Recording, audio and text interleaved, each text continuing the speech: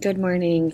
I apologize that I did not get a Panopto video out late last week or this weekend. I actually had taken my computer home and was having some issues downloading the video for Panopto. As you know, we've been having some issues with Panopto all semester. So I've actually decided to do a different website. So if anyone has any issues with this recording, please let me know. We're going to try it out, see if it works a little bit better, and move forward from there. But what I wanted to show you guys was this week's assignments, which is week 11, and we're starting the research-based argument.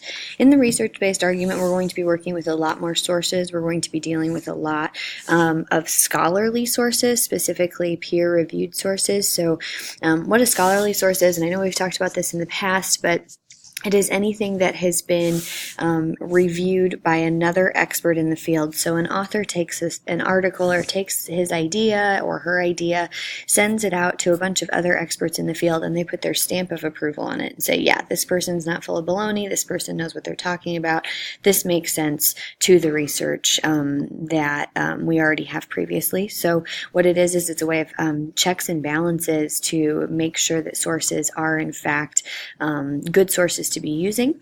And so what I'm going to have you guys do this week is you will read that research-based argumentative essay, but more importantly than that, you're going to be needing to read this chapter 10 on argumentation. And why that's going to be so important is because the research-based argumentative essay assignment really is just going to give you the basics about what the assignment entails, word counts and things like that, but the argumentation is where you're going to get a lot of your information for what type of information you need to be thinking about writing. There's also this short little reading on essay topics that might give you an idea of a few different options to choose in the book, so that's in Steps to Writing Well. And then as far as actual assignments are concerned, we're going to start reading some different examples. For example, this mandatory voting won't cure dismal turnout and required voting yields benefits. Both of those are due. They're both really short readings about voting, if we should have them be if we should have people mandatory vote, or if we should allow people the freedom to choose. And both of these are research-based arguments, so there is some research in there. And then you will have a forum to complete, and those forum instructions are actually in the assignment, so make sure you're clicking on the assignments and reading the instructions on those assignments so that you know exactly what I expect in those forums. Then you're going to read a short research-based argument on climate change. NASA actually put out some information on climate change. It's really short, and it's kind of almost an infographic, or the way that the argument's set up on the web page is very user-friendly, so make sure you're taking a look at that. I've included the website on not only the assignment, but if you click on that assignment, there should be a live link. You might have to copy and paste it into your browser, and then there will be a NASA forum. And then finally, RBA Sketch 1, which is a topic proposal with a working thesis, is due on Turnitin.com on Sunday night, and that assignment is listed under resources as well. So if you go under resources, I'm going to click on this real quick and show you. We have the research-based argumentative assignment, mandatory voting, and then we have a couple others that we'll be working with throughout the rest of the semester. But here is your topic proposal assignment. I'm going to open that up here for you. And what this assignment entails, what you guys are going to be doing by the end of the week, is that you need to answer all of these questions in your topic proposal. So first of all, what's the subject of your argumentative essay? You're going to maybe need to do a little bit of research to decide what kind of a topic interests you. There are a few topics that are going to be banned in terms of argumentative essays, and those topics include abortion, gun control, and anything that has to do with religion, because those three topics, well, first of all, religion, there's that separation of church and state, and it's just easier to stay away from that topic when we're trying to do peer-reviewed research. Sometimes there's not a lot going on there.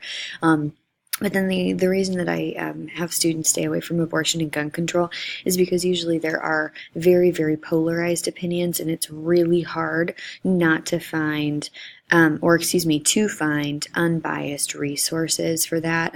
Usually people are on one side of the fence or the other for abortion or gun control. So I think it's just easiest if we stay away from those two topics. There may be some other banned topics coming out, just depending on the way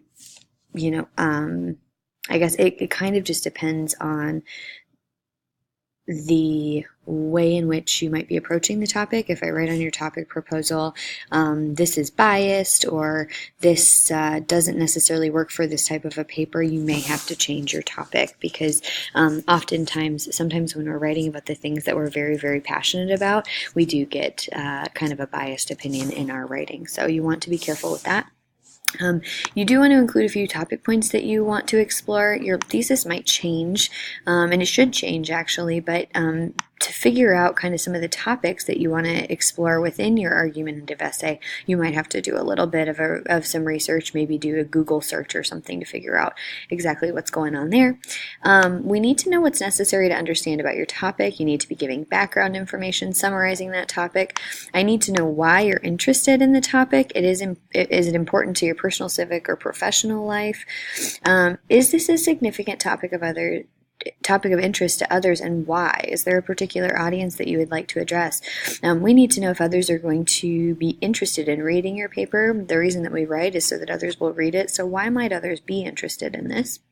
And then at this point, can you list at least 2 reasons that support the opinion of your topic? If you were choosing, let's say, that all high schools should enforce school uniform rules, do you have 2 reasons for that? Maybe it causes less of a class, there's less of a class structure within high school, so you don't see the varying classes from poverty all the way to some of the higher class individuals who come from families with maybe some money.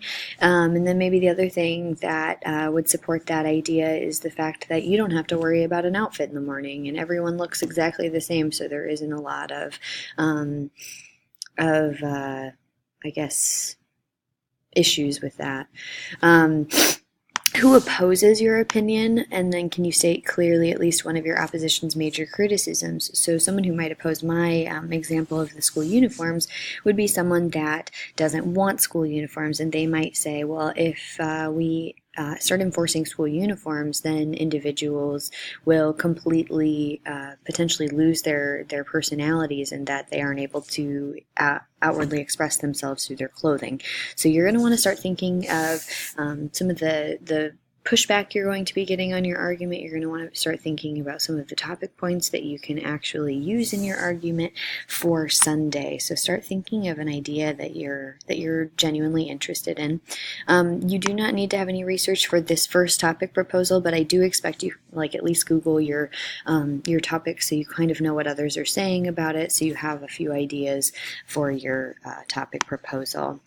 As always, if you have any questions about anything, please let me know. I am in the process of looking over I will be in the process, of looking over your final drafts for your media analysis. The other thing I wanted to mention is plagiarism seems to have been kind of an issue this semester for the online class, and I don't know if it's because students are just copying and pasting from the internet, or if we're not really being careful with how we're using MLA 8th edition. So make sure you are going to that Purdue OWL webpage and using that Purdue OWL webpage as it is a part of the course. It's a resource for the course, and it's the only way that you're going to get your citations right and to get all of your information right in your paper so that you aren't plagiarizing. You need to know when to use quotations and when to use those in-text citations. You always need to be using a signal phrase for any information that you take from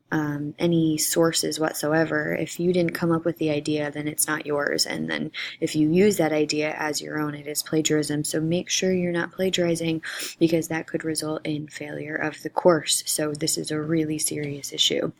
If you have any questions, as I've already mentioned, shoot me an email, but have a great week. I will be sending or attaching the rest of the class schedule for the rest of the semester in this email, so you can look ahead a little bit if you're going to be gone, or if you know you have something coming up. That way you can let me know how I can help you get through the rest of the semester with that schedule. Thank you so much. We'll see you all next week.